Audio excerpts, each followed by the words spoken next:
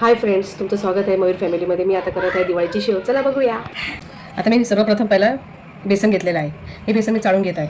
किती घेतलं बेसन आम्ही? बेसन मी अर्धा किलो घेतलं आहे. हे बघा, मी सगळं चाळून घेतलेलं हे पीठ. हे चाळून घ्यायचं कारण की एकदम बारीक कचकच असते, ते आपल्या साच्यामध्ये अडकतील ना, म्हणून चाळून घ्यायचं.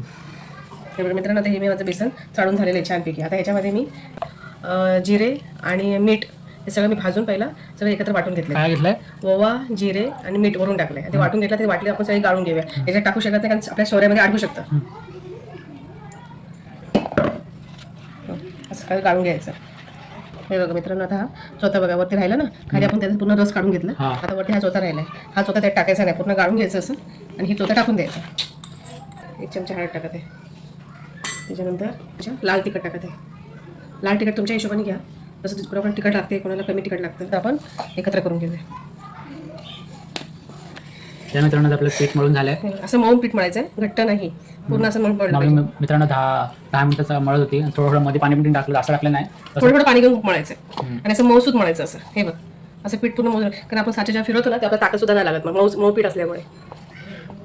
आता आपण तुम्हाला याची शेव कशी बनते ते दाखवूया. आता पीठ मळून झालंय. त्या मित्रांनो मम्मीने कढईमध्ये तेल टाकायला ठेवलंय 5 गॅसवर. तर थोडं साच्या थोडं तेल लावून घ्यायचं या, कारण आपला साचे आहे तर मम्मी तेल टाकते. थोडं तेल लावून घ्यायचं. असं आपण हे मैत्रिणी आपण ह्याच्यात टाकत आहे. आता मम्मी त्या मित्रांनो भरते. पोकळ भरायचं नाही, दाबून भरायचं चांगलं. हे बघा, हे मित्रांनो मम्मीचं भरून झालंय. आता मम्मी झाकण लावते. लावून घेते. हे मित्रांनो मम्मी ते शेव टाकते. पीठ सॉफ्ट मळल्यामुळे काय झालं, साच्याला अजिबात ताण पडत नाही, एकदम सॉफ्ट शेव पडते.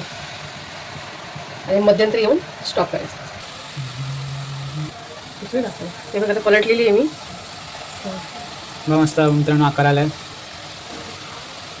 म्हणजे कसं आतपर्यंत चांगला शेक लागतं, चांगली कुरकुरीत होते. मग काय तळली तर लाल होईल, पण शेकणार नाही, आतमध्ये नरम राहील.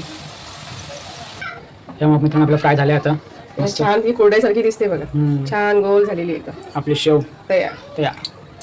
बघा मित्रांनो मम्मी तर दुसरं टाकते. आपल्या एका ह्याच्यामध्ये 2दा होतात, 3 वेळा पण होतात. 3 वेळा पण होतात.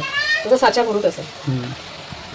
मित्रांनो आपला हा पण फ्राय झालाय. मोस्टली सेम स्टेप आहे, काय नाही. मीडियम जे बुडबुडे बंद झाले ना, मी समजून जायचं आपली जे शेव म्हणा, चकली म्हणा, शंकरपाळी म्हणा, सगळं व्यवस्थित आपण शेक गेलेलं आहे. हे बुडबुडे बंद झाले म्हणजे मीडियम गॅसवर. हां, मीडियम गॅस. मित्रांनो आपली शेव झालेली आहे. आता मी तुम्हाला ही शेव मी तुम्हाला तोडून दाखवतो. हे बघा